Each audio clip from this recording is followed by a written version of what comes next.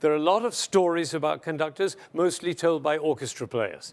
And one of my favorites is the one about Toscanini, who was a very great conductor, who had the ability to galvanize people to great passion and intensity and expression. And he also had a temper, famous temper. Apparently, when he did one of these temper tantrums, he took his watch and smashed it on the floor. I heard recently he bought them wholesale. Anyway, the story goes that in the middle of the rehearsal, he saw that one of the players in the double bass section wasn't playing very well, and he shouted at him, "You're fired!" This was in the days before the union. We can't do that now. But in those days, you could fire a musician without any explanation or recourse. That would be the end of his career. So this poor man had to go home, tell his wife he didn't have a job. As he left the room for the last time, he turned round and shouted at Toscanini, "You're a no-good son of a bitch!" And Toscanini shouted back, "It's too late to apologize." Now, that's the old style of leadership. It's top-down, hierarchical, right-thinking, and male. And it served humanity for about 75,000 years. Now, I used to be that kind of a leader, and not quite as extreme, but I was successful as a conductor, but I paid a high price in terms of the energy, well-being, and self-expression of the people around me. And then I had a quite extraordinary event that happened in my life. It was almost like a road to Damascus event for me. I was 45 years old, and I'd been conducting for 20 years or more, and suddenly I had a realization for the first time that the conductor of an orchestra doesn't make a sound. Now, my picture appears on the front of the CD. But the conductor doesn't actually make a sound. He depends for his power on his ability to make other people powerful. And when that occurred to me, it was so profound, had such an effect, that people in my orchestra said, "Ben, what happened to you?" And that's what happened. I realized that my job was to awaken possibility in other people. Now, it became from there a real question whether I was doing that. And the way you find out whether you're doing that is to look at their eyes. If their eyes are shining, you know you're doing it. And if the eyes are not shining, you get to ask a question. And this is the question: who am I being that my player's eyes are not shining? We can do that with our children. Who am I being that my children's eyes are not shining? Now, from this moment and from this discovery, Roz and I started exploring together a new kind of leadership. Now, we distinguished two worlds. One world we called the downward spiral. The world of the downward spiral, in which Toscanini was conducting his orchestra. The world of the downward spiral is the world of competition. Competition in which you might be energized, but you might also be demoralized. The world of fear and pressure, in which you might be galvanized to great things, and at the same time, you might be paralyzed. So the lines come down and they also go up. It is the world in which we live normal life. Most conversations take place in the downward spiral. Gossip and all the magazines that depend on it take place in the downward spiral. TV shows that we're used to. The Apprentice, a perfect example of the downward spiral. How to be a survivor. We have another program, How to be a Millionaire. And I learned about another one today called £1 Million Drop. Those are all downward spiral conversations and games. The stock market is a perfect image for the downward spiral. Sometimes it goes up, and sometimes it goes down, and we have to constantly observe to see whether it's up or whether it's down, which gives us much excitement and also much ease as it goes down. That's the world. Sports, of course, full of downward spiral. But in sports, it doesn't matter because we all go out for a beer afterwards. But our educational system is based on a downward spiral because there's nowhere to go from an A but down. And so we shouldn't be surprised if our children look anxious. Right now, many of you have young children who are worried about whether they're going to get into college and accepted or rejected. We have a 4-year-old who's worried that he may not get into preschool. Right.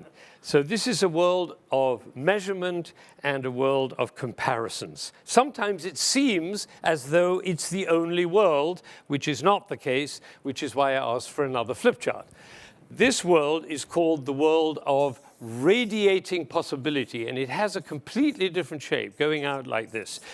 This is a world of shared commitments, shared involvements, of open-heartedness, of open-mindedness, of contribution, of love, of health, both personal and international and for the world, collaboration, curiosity, and grandchildren. Those of you, when you get to my age, will have this experience of having grandchildren. One of mine, who is 6, doesn't walk, she skips. Everywhere she goes like this. Now, you don't see this much on Wall Street. They don't do that on Wall Street. Somebody did that on Wall Street, they'd come along in a white van and take them away. But all my grandchild is saying is, I'm happy to be here, and I'm happy you're here too. And there's a piece of music which goes with that, which is the Beethoven 7th Symphony, which some of you know. It goes like this.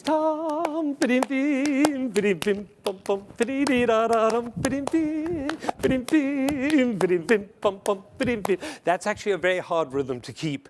That rhythm tends to fall into dum-ba-dum, bum-ba-dum. If you're a little lazy, a little quiet, bum-ba-dum, bum-ba-dum, bum-ba-dum, bum-ba-dum, which is a march. You can do that for hours. This rhythm is yum-ba-dum, bum-ba-dum, bum. That's the rhythm of skipping. When I did the recording of it, which incidentally you can get at Amazon.com, the orchestra, which was a wonderful orchestra, the Philharmonia Orchestra, played yum-ba-dum-bum-ba-dum-bum. After a while, they got a bit tired and played bum-ba-dum, bum-ba-dum, bum-ba-dum. I said, no, the rhythm is yum-ba-dum, bum-ba-dum. Oh, yes, bum-ba-dum, bum-ba-dum, bum-ba-dum, bum-ba-dum, bum-ba-dum, bum-ba-dum, bum-ba-dum. Kept on falling back. My job is to remind the players what the rhythm of transformation is, because transformation lives here, and the rhythm of transformation is lighter and brighter and faster and more buoyant than the rhythm of exhortation and blame. You should, you ought, you must, you need. So what we know about this world over there is that life unfolds in the story we tell. It's, in other words, an invented world. Now, you probably know the story of the 2 shoe salesmen who were sent to Africa in the 1900s from Manchester in order to find out if they could sell shoes in Africa. And they wrote telegrams back to base in Manchester. And one of them wrote, "Situation hopeless, stop, they don't wear shoes." The other one wrote, "Glorious opportunity, they don't have any shoes yet." Now, those 2 stories are told about circumstances that are identical. The circumstances haven't changed. Only what changes is what we say about it. And you notice that even the music of that statement, situation hopeless, they don't wear shoes, and glorious opportunity, they don't have any shoes yet, along with the hand motion, is a totally different world. And we get to choose at every moment of every single day which place we're standing in. Now, it may seem to some of you that this sounds like positive thinking. It is not positive thinking. Positive thinking is saying something is great when you know it's shitty. And it's stupid. And it belongs in the downward spiral. Possibility is something quite different, and I'm going to tell you a story. My father, who, as he told you, was quite a remarkable man. He had an amazing ability to turn things upside down. He used to say, "There's no such thing as bad weather, only inappropriate clothing." That was his way. And he was a survivor from the Holocaust. He lost his mother in Auschwitz, and he lost 8 brothers and members of his family. And he lost everything. He lost his home, his belongings, his money, his profession. And he came to England with 4 children to support and a wife. And then he was interned. They had internment camps in those days for Germans. And they put them all in these camps. There were 2,000 men living in tents. And the state of fear and anxiety under which these people lived must have been virtually unbearable. Some of them were so stressed that they sat, my father told me, against the barbed wire fence for the entire time of the day. Now, he looked around and said, there are a lot of intelligent people here. We should have a university. And so they started a university in that camp with 40 classes running regularly. No paper, no pencils, no books, no blackboard, nothing. Just people talking to each other. That is possibility. He didn't say this situation is great and pretend that it was positive. He simply made up his mind to create something out of circumstances that seemed to have no hope and no possibility in them. That is the secret of possibility. The art of possibility, which is the name of our book, is the art of moving from here to there. And leadership is taking people with you. That's simply what it is, this new view. Now, central to this is the notion of vision. In the middle of this circle, I'm going to put the word vision because that is crucial. Now, there's a great deal of misunderstanding about vision. If you go to the London Business School, many of you have been there, in the hallway of the London Business School, there is a very large stone plaque which says, our vision is to be the preeminent business school in the world. I went to the director and I said, you know, that's not really a vision. She said, I know, but it's written in stone.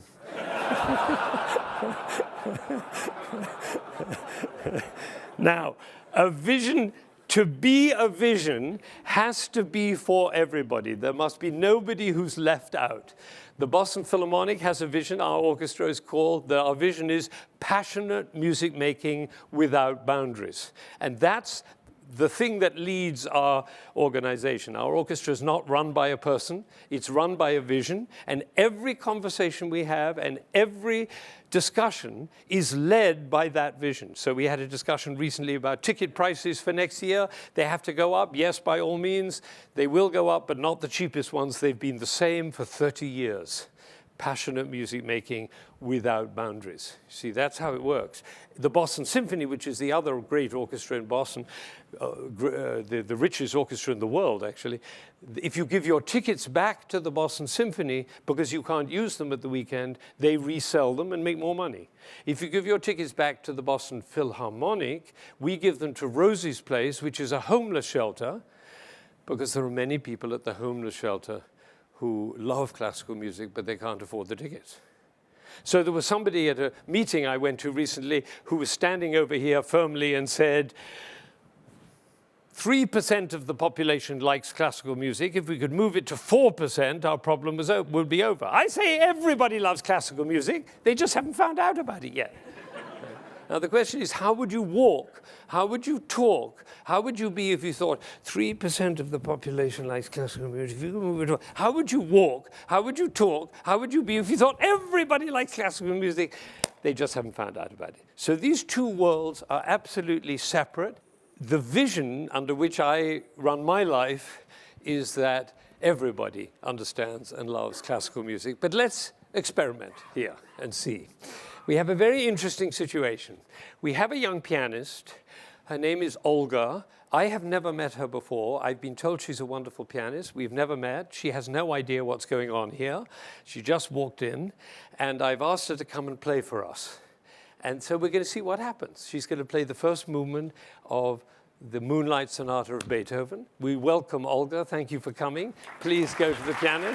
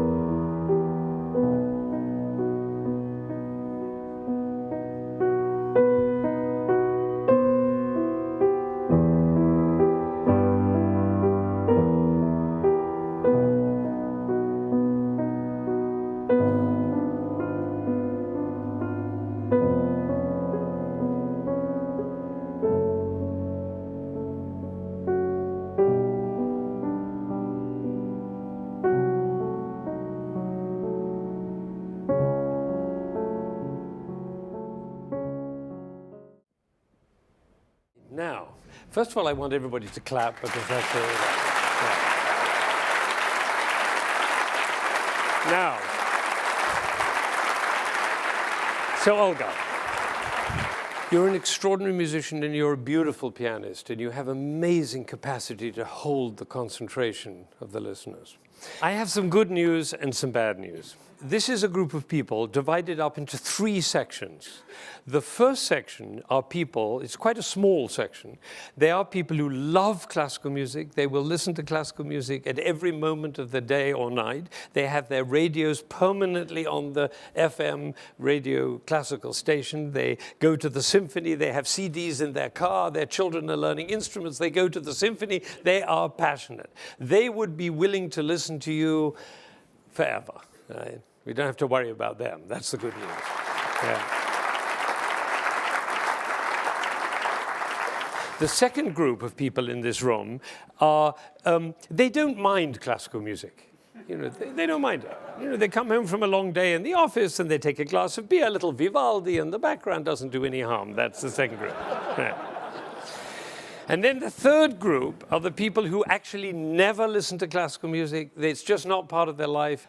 But leave out the first group. The second group, although they were absolutely riveted on you at the beginning, gradually lost their concentration.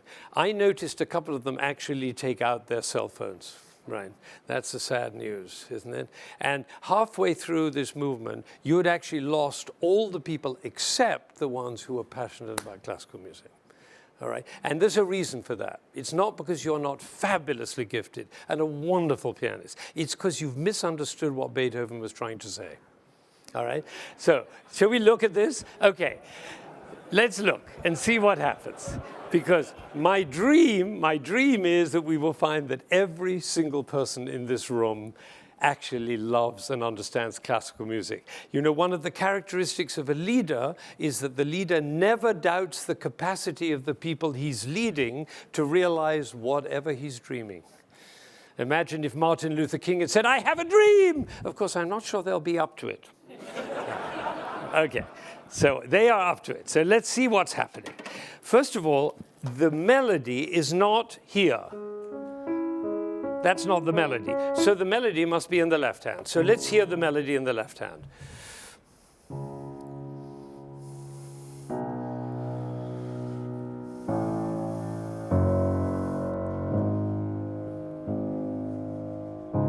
So what's happening is it starts on a C sharp, it goes down, and back to the same C sharp. Right? So could you play it in such a way that they hear that the first C sharp and the second C sharp are connected? Here it is.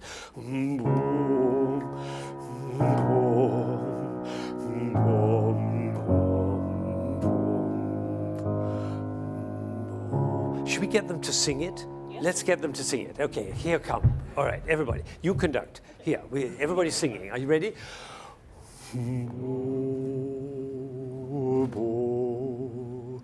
boom, boom, boom, boom. Good. Can you get them to really hear that the first C sharp and the last C sharp are identical? I'll play this time and you conduct them. Are you ready? Here we go. Here we go. Great.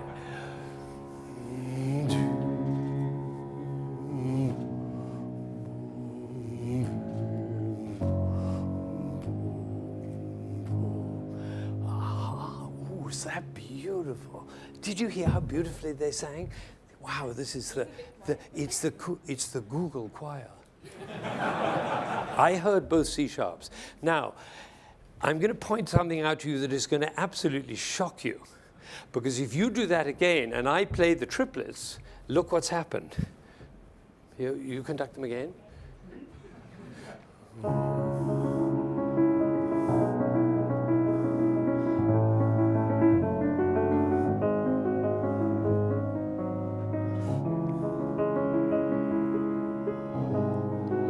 It's twice as fast.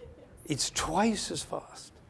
Isn't that amazing? Now, for 180 years, which was the time that has elapsed since Beethoven wrote that, the world has misunderstood how this piece goes. And the reason is because Beethoven didn't say anything about Moonlight. You know that? Do you know who said Moonlight? It was the publisher. He thought it'd sell more copies if he said Moonlight. And he was right. This piece has sold more copies than any other piece of music in the history of the world. And he thought, the publisher thought, that if he said Moonlight and the pianist all went like this,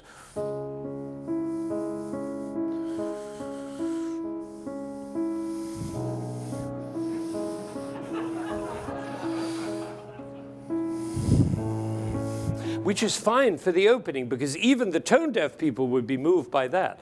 But when you get to this,